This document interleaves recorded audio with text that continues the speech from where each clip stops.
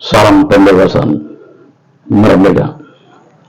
Halo kawan semua, selamat datang di channel YouTube Ninda Merdeka.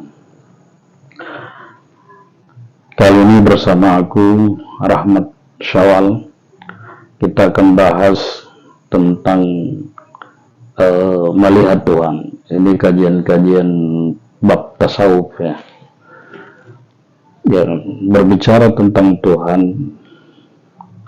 ini membicarakan satu hal yang tidak pernah henti sejak adanya manusia yang berpikir, adanya manusia yang sudah mengalami revolusi kognitif, kecerdasan akal, pikiran, sehingga dia bisa berbicara. Menurut buku Sapien dari Noah Harari, ini terjadi sekitar 70.000 tahun yang lalu ya. Jadi manusia sekarang atau sapien mengalami revolusi kecerdasan kognitif.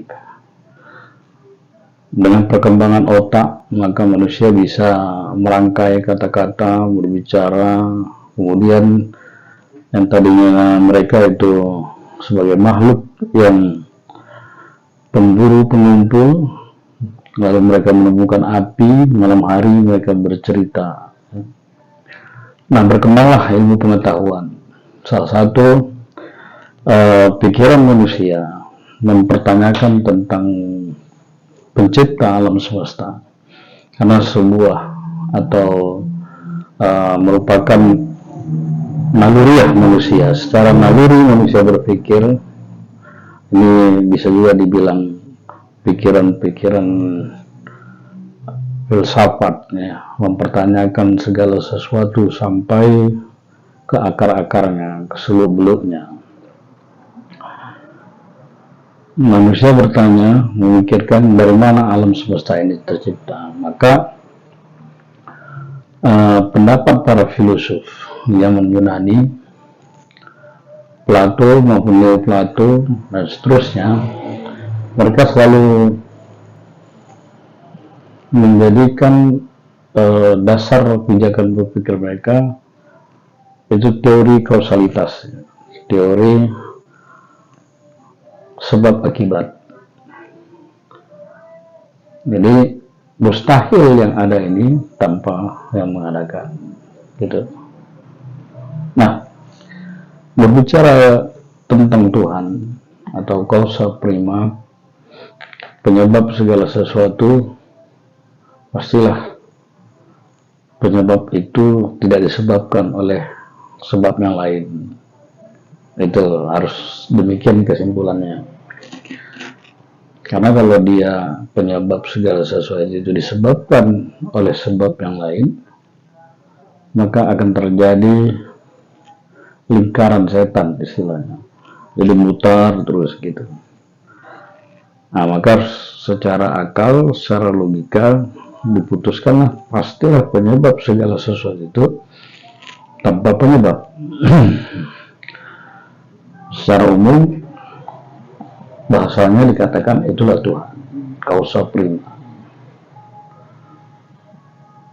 Namun ini juga pernah dibincangkan atau dibicarakan oleh Ustadz Nurudi dan Guru Gembul ya, Ustadz Nurudin ya.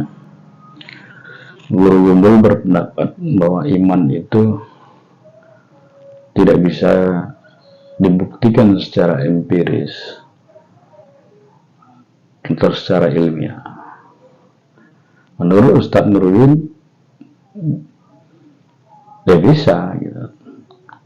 Ya, artinya pernyataan bahwa penyebab segala sesuatu itu Tuhan namanya, itu nggak bisa dibuktikan secara empiris karena dia berada di luar fisik atau metafisik gitu ya. Keberadaannya transenden, di luar alam semesta. Namun secara logika, kaidah berpikir, ya akal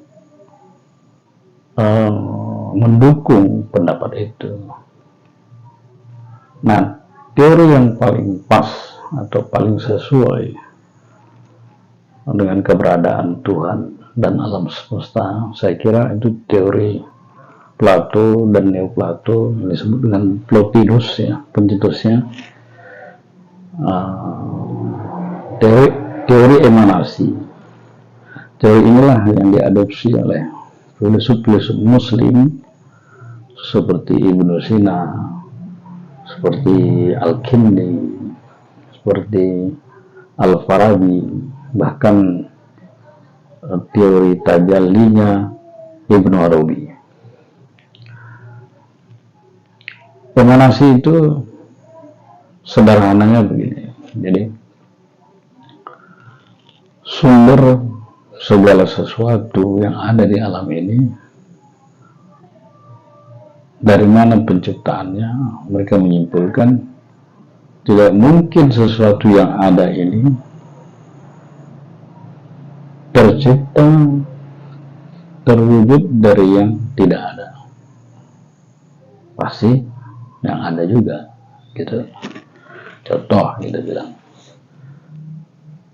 pohon mangga itu tercipta, ya kan, berawal dari benih, ya.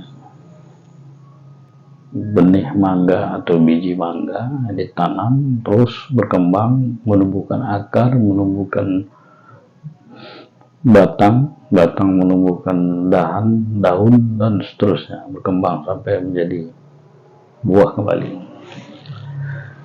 Nah, secara ilmiah, saintis, sebenarnya manusia telah menyimpulkan alam semesta, permulaan alam semesta ini bisa diketahui dan diukur alam materi.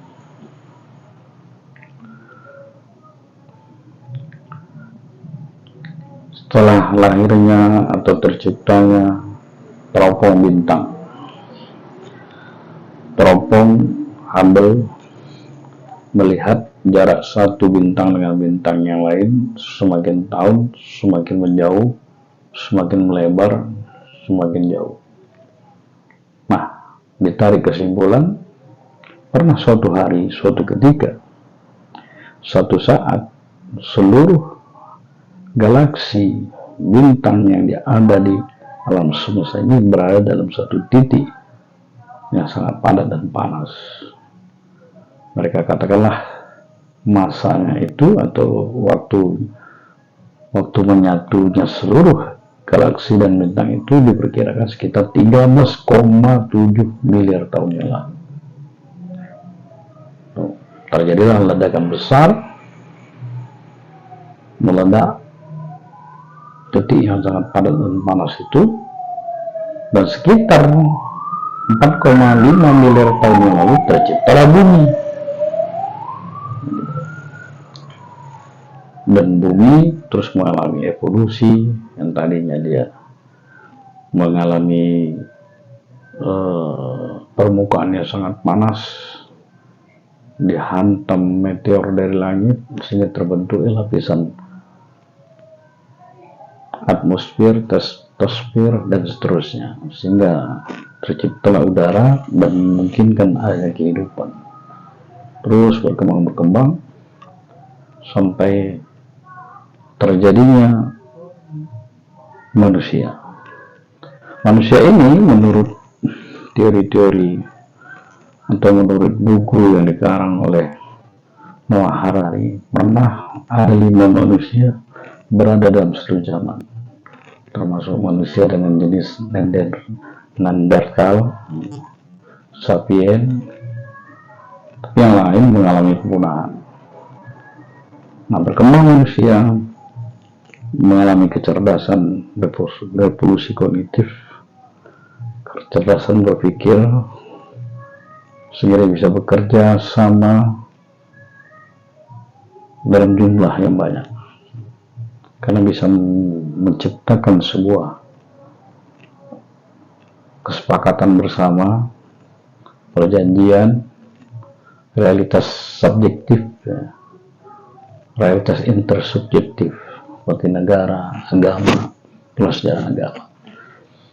Nah, manusia berpikir bahwa ini ada yang menciptakan. Nah, pikiran itu ada di alam imajiner mereka. Karena saintifik itu hanya bisa mengukur, melihat sesuatu yang fisik. Gitu. Sesuatu yang fisik pun terkadang mata kita tidak bisa melihatnya. Keterbatasan mata. Mata sangat terbatas penglihatannya, tidak bisa melihat yang kecil, dan yang besar pun dilihat menjadi kecil, yang jauh. Sesuatu yang besar kalau letaknya jauh, dia jadi kecil. Nah, banyak keterbatasan mata. Maka sebenarnya pengetahuan yang sempurna itu ya ilmu gitu. Nah, Tuhan yang dikonsep oleh pembawa-pembawa agama atau para filosof itu Tuhan yang keberadaannya gaib atau tidak terlihat oleh mata, tidak terlihat, tidak bisa diukur oleh saintifik, ilmu fisika pasti, tapi keberadaannya itu diyakini adanya untuk menjawab pikiran yang mengatakan bahwa mustahil alam ini ada tanpa yang mengadakan. Nah, ilmu saintifik pun mengatakan bahwa alam semesta ini bermula dari satu titik yang sangat panas dan padat. Lalu sampailah mereka pada kesimpulan, bisa saja di dalam ruang hampa, di dalam mekanika kuantum, kalau mekanika kuantum, fisika kuantum itu membahas sesuatu yang sangat kecil, partikel di dalam partikel. Itu dalam ruang hampa terjadi fluktuasi, gejolak di ruang hampa itu bisa menimbulkan partikel dan bisa menghilangkan partikel.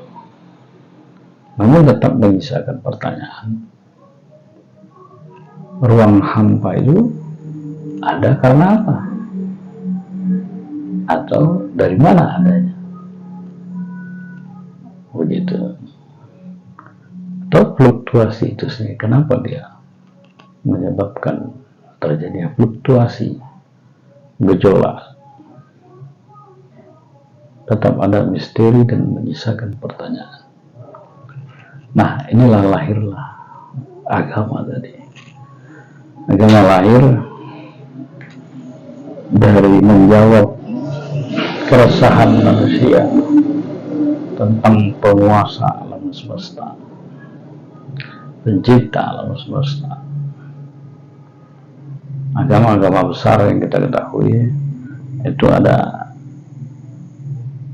agama Abrahamik, itu hampir sama ya konsep ketuhanannya. Agama Yahudi, agama Kristen, dan agama Islam. Saya sedang membahas di dalam pengertian atau kajian-kajian keislaman. Dalam Islam diyakini Tuhan itu sebagai wajibul wujud. Tuhan itu zat yang wajib adanya. Zat bukan berarti dalam pengertian fisika, materi, bukan. Tuhan itu sesuatu yang maha gaib, transenden, dan juga dia itu metafisika, di luar daripada alam fisik. Yang saya katakan fisik itu termasuk partikel, kuat, kuantum, itulah fisik, bisa diukur dan diketahui walaupun bukan dengan pandangan mata, tapi dengan kaca pembesar itu bisa dilihat dan diketahui. Nah, di dalam keilmuan Islam, Tuhan itu disebutlah dengan istilah zat wajib al-wujud atau al-wujud. Nah, alam semesta ini disebut dengan mungkin wujud. Dan istilah-istilah lain ada juga yang mengatakan Tuhan itu sebagai Al-Khaliq, dan yang ada selain Tuhan itu makhluk yang diciptakan. Dalam keilmuan Islam ada yang namanya sifat 20, ya, terutama di kalangan akidah yang bermazhab Asy'ari, Asy'ariyah atau Maturidiyah, bahwa mereka membuat sebuah teori atau kajian tentang Tuhan dengan nama sifat wajib 20 bagi Tuhan. Pertama itu adalah sifat ahadiyah, sifat nafsiyah, sifat di dalam keesaan Tuhan. Itu sifat al-wujud, Tuhan itu wajib adanya. Jadi alam semesta ini hanyalah akibat dari keberadaan Tuhan itu. Kalau kita singgung tadi pada konsep Plotinus bahwa alam semesta ini adalah pancaran dari Tuhan, jadi alam ini hanyalah akibat dari sebab.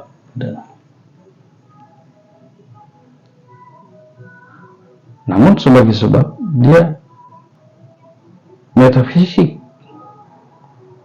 Nah, terjadi alam semesta kalau dari teori saintifik diawali dari Big Bang.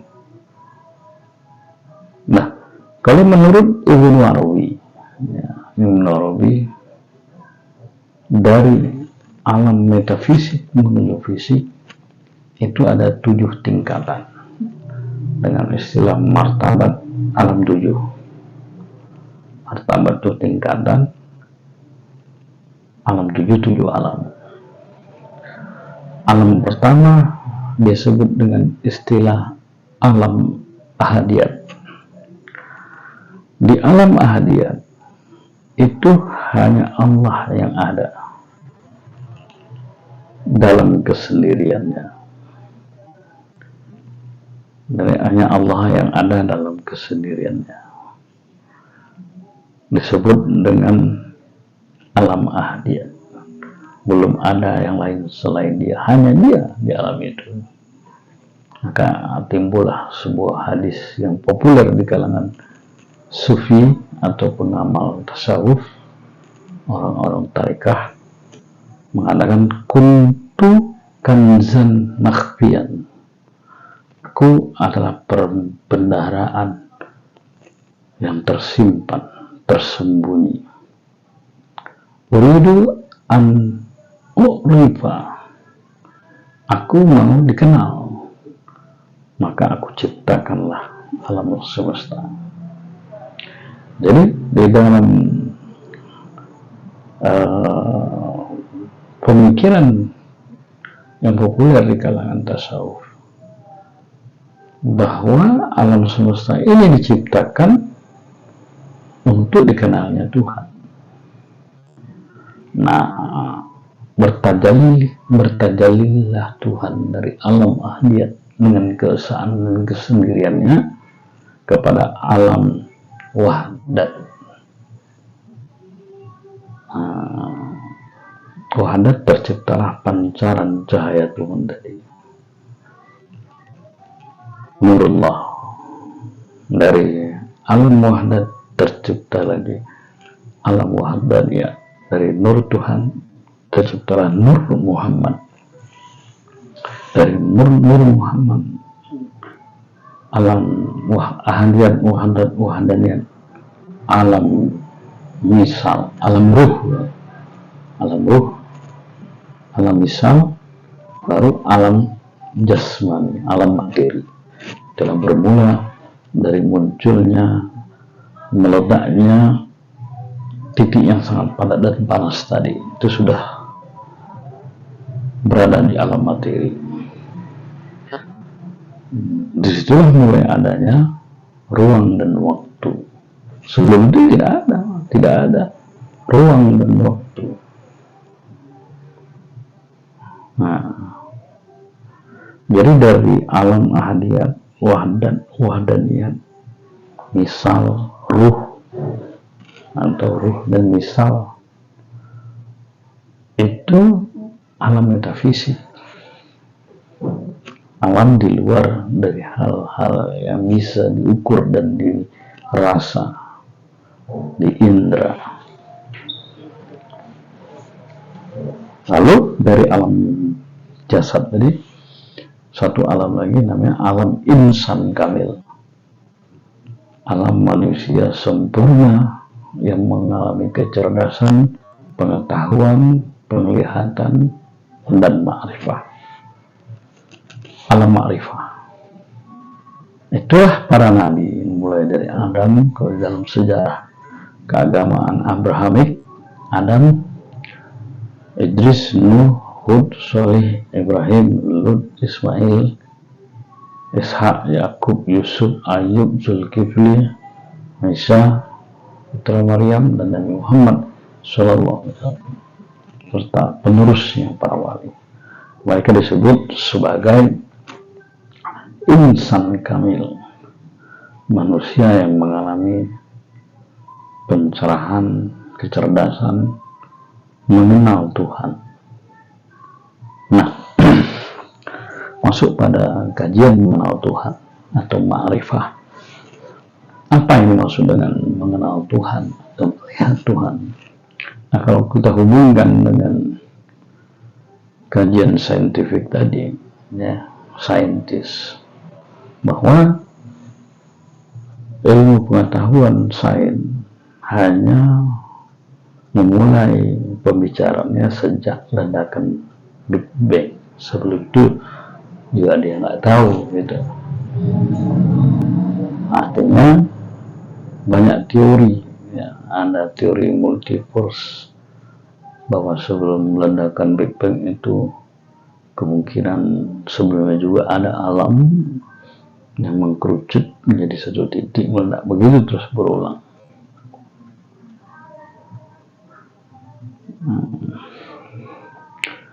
Ada juga sebuah teori titik yang sangat padat dan panas itu kalau di dalam dunia kuantum bisa melahirkan partikel di ruang hampa, di ruang yang hampa dalam arti ruang yang bukan sama sekali tidak ada, nothing, bukan, tapi yang kosong, yang ada fluktuasi gejolak di situ, tetap sudah ada wujud gitu.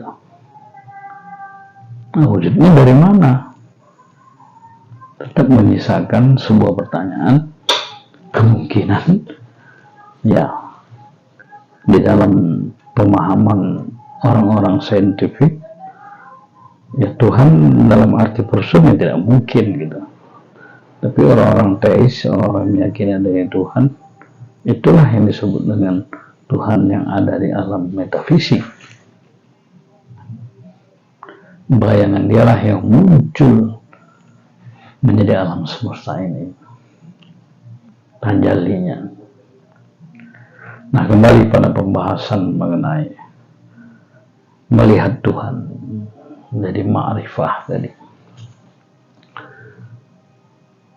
Bagaimana kita pengertian melihat Tuhan? Karena di dalam ayat Al-Quran ada dikatakan dalam surah Al-An'am 103, la tudrikul absar wa huwa yudrikul absar wa huwa latiful khabir. Dia tidak bisa dijangkau, la tudrikul absar, oleh pandangan, tidak bisa menjangkau padanya absor, penglihatan, wahwa, sedangkan dia yudrikul absor, dia yang bisa menjangkau, melihat segala pandangan. Artinya Tuhan itu tak tersentuh gitu. Namun menjadi kontroversi ketika ada satu ayat lagi yang mengatakan man a'ma fid dunya fa'a'ma fil akhirah. Siapa yang buta di dunia, maka dia akan buta di akhirat. Mengandung pengertian, siapa yang tidak mengenal Tuhan di dunia, pastilah dia tidak akan mengenal Tuhan di akhirat. Bagaimana dia mau mengetahui Tuhan di akhirat, sedangkan di dunia dia tidak mengerti? Artinya, pengenalan kepada Tuhan harus dituntaskan di dunia. Nah, di kalangan Islam ada sebuah hadis. Sebuah hadis ini sumber hukum kedua di dalam Islam setelah Al-Quran. Hadis itu perkataan Nabi. Tingkatan hadis juga banyak ya. Dari segi periwayatan, dia ada yang disebut dengan hadis mutawatir, hadis ahad ya. Dari segi kesah atau kesohihan, dia ada disebut dengan hadis sohih yang sah, hadis hasan, hadis doif. Nah, dalam sebuah hadis ada sahabat bertanya kepada Rasul, ya Rasul, apakah kami besok di hari kiamat bisa melihat Tuhan? Nah, Nabi menjawab, apakah kalian terhalang hari ini melihat bulan purnama? Jawab mereka, tidak ya Rasul. Begitulah kalian nanti besok di akhirat. Artinya kesimpulannya, mereka merasa berarti bisa melihat Tuhan. Gitu. Kemudian dalam satu peristiwa Isra Mi'raj di kalangan Islam ini disebut dengan salah satu mukjizat Nabi Muhammad. Nah, setelah Nabi Muhammad mengalami yang namanya kegelisahan, kemalangan, ditinggal mati oleh orang-orang yang melindunginya selama ini dalam perjuangan menegakkan Islam, ditinggal mati oleh pamannya Abu Thalib yang selalu membelanya di hadapan, di garis terdepan, ditinggalkan oleh istri tercintanya, lalu dia hidup dan mengalami peristiwa Mi'raj. Ada sahabat yang berbeda pandangan tentang melihat Tuhan saat Mi'raj. Ibnu Abbas mengatakan, ya Nabi melihat Tuhan. Aisyah mengatakan, siapa yang mengatakan Nabi melihat Tuhan, dia berdusta. Nah, sekarang boleh jadi yang salah dipahami pengertian tentang melihat Tuhan itu seperti apa. Apakah melihat Tuhan berarti melihat satu sosok yang berada dalam ruang dan waktu? Nah, berarti kalau itu bayangan orang, bayangan manusia, menganggap Tuhan itu bersut, pasti seperti itu.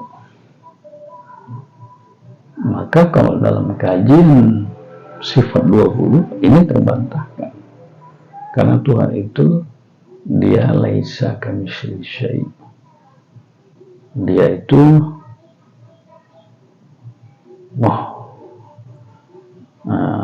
dalam istilahnya itu mukhalafatul lil hawadis. Dia itu berbeda dari yang baru. Tadi belum tuntas kita lagi sifat 20 tadi ya. Wujud dia wajib adanya, lalu dari sifat wujud itu dia kidam, bako, mukhalafatul hawadis, qiyamu bidam siwah dan ya. Dia itu kidam dahulu, awal tak bermula, bako dia kekal tanpa ada kesudahannya, dan dia berbeda dari yang baharu, dari makhluk, dan dia itu berdiri dengan sendirinya tanpa pertolongan apapun, dan dia esa satu-satunya. Dari sifat ini dia sama sekali bukan person, bukan makhluk, dan berbeda dari segala sesuatu yang dibayangkan. Jadi bagaimana pengertian melihat Tuhan dalam hadis itu?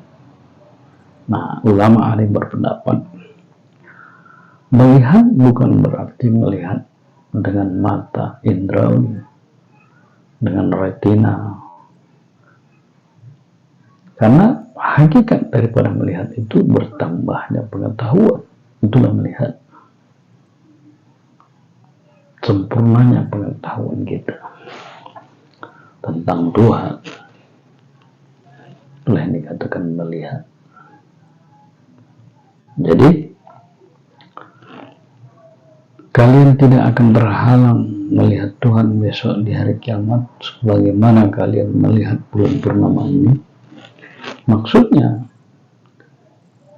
pengetahuan kalian tentang Tuhan itu tuntas, selesai, atau makrifat. Nah, seharusnya pengetahuan tentang Tuhan itu ya harus dituntaskan terlebih dahulu di dunia ini sebelum ke akhirat. Maka dalam kalangan tasawuf ada istilah mutu qabla an tamutu. Matilah engkau sebelum engkau mati yang sesungguhnya. Artinya menyadari akan adanya Tuhan.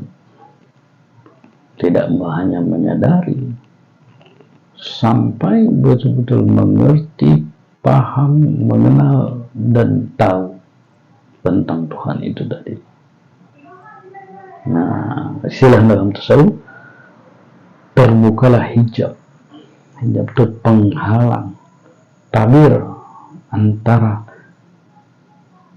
alam materi ke alam metafisik.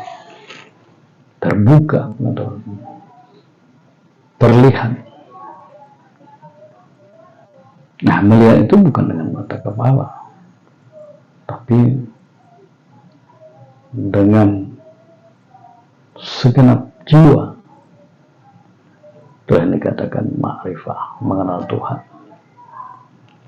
Dia menyadari alam semesta ini hanyalah tajalli Tuhan, perwujudan Tuhan, pancaran dari dirinya Tuhan. Dari mulai alam ahdiyat, wahdat, wadahniyat, alam misal, alam ruh, alam jasad, alam insan kamil. Nah, ketika seseorang sudah sampai pada tingkat insan kamil, dalam itu caranya ya, kalau dalam tasawuf atau tarikat, caranya itu takhalluk bi akhlaqillah, tahalli, tajalli, ya. Membersihkan diri dari sifat-sifat tercela, mengisinya dengan sifat-sifat terpuji, jadi dari tajalli Tuhan atau insan kamil. Itulah yang layak menyandang predikat seorang nabi dan rasul dan penerus nabi dan rasul atau para aulia Allah. Di kalangan filosof Yunani, ini yang disebut dengan filosof kaum arif billah, yang dikatakan oleh Aristoteles bahwa negara itu hanya layak dipimpin oleh seorang filosof, seorang yang sudah mencapai tingkat ma'rifatullah, insan kamil. Itulah para nabi dan rasul dan para aulia Allah, tuntas pengetahuan tentang Tuhan. Dia menjadi tajalli Tuhan. Dia berhak memakai asma Allah, Bismillah, Bismillahirrahmanirrahim. Demikian penyampaian tentang ma'rifatullah atau ru'yatullah, melihat Allah, yang bisa saya sampaikan. Mudah-mudahan ada manfaat dan berkah. Sekian, terima kasih untuk kawan semua. Salam pembebasan merdeka.